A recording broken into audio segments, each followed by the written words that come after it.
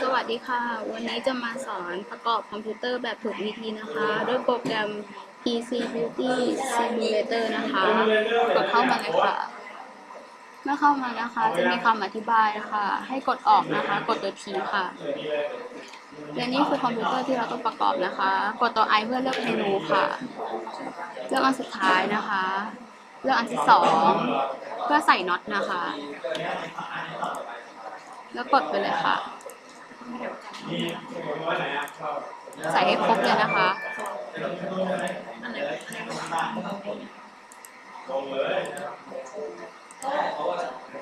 ต่อไปนะคะใส่ power supply ค่ะ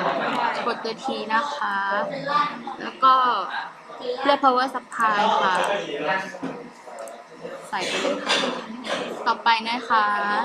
ใส่ตัวด้านหลังนะคะ เลือกอันสุดท้ายเลยค่ะ ใส่ไปเลยค่ะ ต่อไปค่ะใส่เมนบอร์ดนะคะเลือกเมนบอร์ดค่ะใส่ค่ะต่อไปนะคะใส่ CPU นะคะก่อนใส่นะคะเปิดฝาก่อนนะคะเลือก CPU ค่ะจากนั้นใส่เลยค่ะปิดฝานะคะ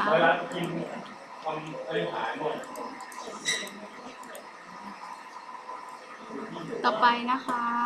อะไรเนาะต่อไปนะคะใส่ซิลิโคนนะคะเลือกอันสุดท้ายค่ะเลือกอันที่3ใส่ไปค่ะต่อไปนะคะใส่พัดลมนะคะ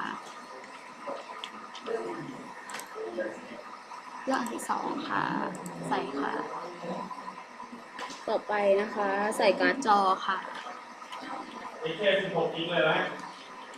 เลือกกราฟิกการ์ดนะคะเลือกนี่ค่ะสามารถใส่ได้เกิน1 อันนะคะแต่ขอเลือกใส่อันเดียวก่อนดีกว่าค่ะต่อไปนะคะใส่แรมนะคะขอซูมนะคะ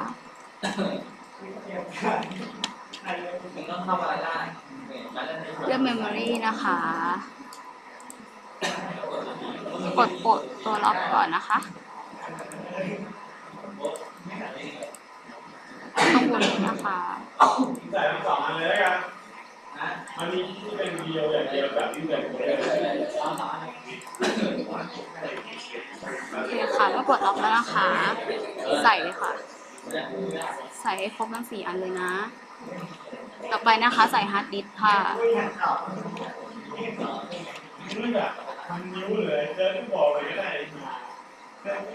นี่นะคะฮาร์ดดิสก์ค่ะสามารถใส่ได้เกิน1 อันเหมือนกันค่ะต่อไปนะคะใส่พัดลมของเคสนะคะพัดลมค่ะส่งไปให้อาจารย์ต่อไปนะคะต่อสายนะคะขอใส่พัดลมไป2 อันนะคะ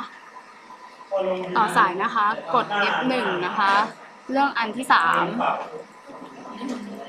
เพื่อต่อสายนะคะแล้วก็ต่อไปเลยค่ะเมื่อกดถูกค่ะจะขึ้นคำอธิบายเหมือนเมื่อกี้นะคะต่อไปเรื่อยๆค่ะถ้ากดผิดก็จะขึ้นสีแดงนะคะแบบนี้นะคะพัดลมนี่ก็พัดลมนะคะนี่ใส่8นะคะก็ต้องถามว่านี่ใส่6นะคะยังไม่หมดค่ะมาหมุนตรงนี้นะคะเพื่อไปด้านหลังค่ะก็หมุนตัวเครื่องนะคะ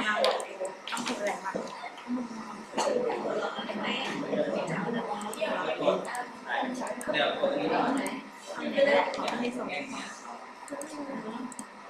เสร็จแล้วนะคะ ต่อไปนะคะ ใส่ CD ลมนะคะ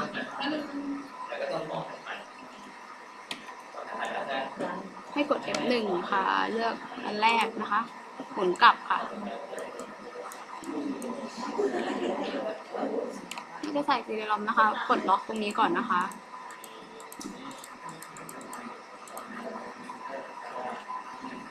ใส่ CD ลมนะคะ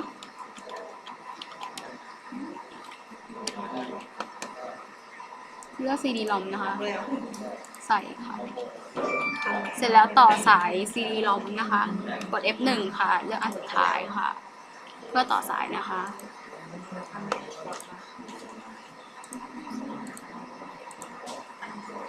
เสร็จแล้วนะคะ กด F1 ค่ะ เพื่อปิดฝานะคะเลือก F1 เพื่อปิดฝาด้านหน้านะคะ กดอันกลางเลยค่ะ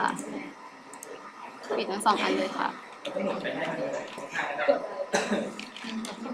แล้วส่วนปิดฝาด้านข้างนะคะ กด1ค่ะ